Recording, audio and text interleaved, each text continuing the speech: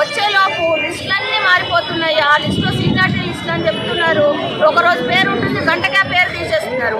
మరి వాళ్ళకి ఇష్టమైన చోట్ల పోస్టింగ్స్ ఇస్తున్నారు. మాకు ఎలాంటి రికమెండేషన్ లేదు, మేము ఎలాంటి డబ్బులు పెట్టలేదు. కాబట్టి మమ్మల్ని తీసుకెళ్ళి ఊరు బయట ఎక్కడో మాకు 317 లేదా, మాకు ఒక స్థానికత లేదంట. మాకు వాళ్ళకి ఇష్టం వచ్చిన చోట్ల మమ్మల్ని దూరం పడేస్తారంట. మా పిల్లల్ని మొన్ననే స్కూల్లో వేసాం, మేము ఫీజులు కట్టాము, వాళ్ళకి డొనేషన్లు కట్టాము, బుక్స్ కొన్నాము. ఇప్పుడు మీ పిల్లలందరినీ వేసుకున్న ఊరు బయట ఎక్కడికి వెళ్ళాలండి మేము? మరి చేసేదేదో పారదర్శకంగా మాకు రీజనబుల్గా చేయండి.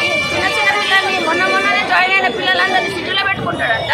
మమ్మల్ని తీసుకెళ్లి ఊరు బయట వేస్తారంటే మాకెంత కష్టం అవుతుందని మేము ఒక్కొక్కరము ఎంత ఏజ్ అయిపోయింది. కరోనాలో ఎంత కష్టపడి పని చేస్తాం. ఇప్పుడు మేము పనికి రావట్లేమా? కరోనాలో పనికి వచ్చాము, కరోనాలో పని చేసాం. మేము ఇల్లు పిల్లలు అన్నీ వదిలి ఈ రోజు మేము పనికి రామంట. మాకు ఇంత అన్యాయం ఎందుకు చేయాలండి? పొద్దున్న నుంచి కూర్చొని ఉన్నాం, ఊర్లలో చేసి వచ్చాం. ఎక్కడంటే అక్కడ మేము చేస్తాం, కానీ అక్కడ లేదండి. మా ముందే అన్యాయం జరిగింది. ఎలిజిబిలిటీ లేని వాళ్ళకి తీసుకొచ్చి వాళ్ళు ట్రాన్స్ఫర్ ఇచ్చారు. అది కూడా ఫోకల్ నాన్ ఫోకల్ అన్నారు. మరి తీసుకొచ్చి మళ్ళీ సిటీ సెంటర్లో వాళ్ళకి ఇచ్చారు.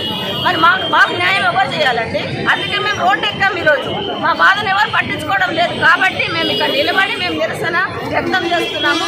ఆ యొక్క సీనియారిటీ లిస్టును మార్చాలి.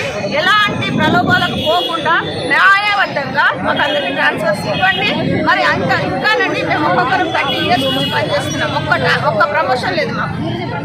మరి వేరే డిపార్ట్మెంట్లో ప్రమోషన్స్ ఇచ్చి ట్రాన్స్ఫర్లు ఇచ్చారు. మాకు మాత్రం డైరెక్ట్ ట్రాన్స్ఫర్ అంట. తర్వాత ఇస్తాంకో ప్రమోషన్స్ అంటారు. ఇదే పద్ధతి అండి. ఎన్నిసార్లు మేము ట్రాన్స్ఫర్స్ తీసుకోవాలా? ఒకసారి జనరల్ ట్రాన్స్ఫర్, ఇంకోసారి ప్రమోషన్ గురించి ట్రాన్స్ఫర్.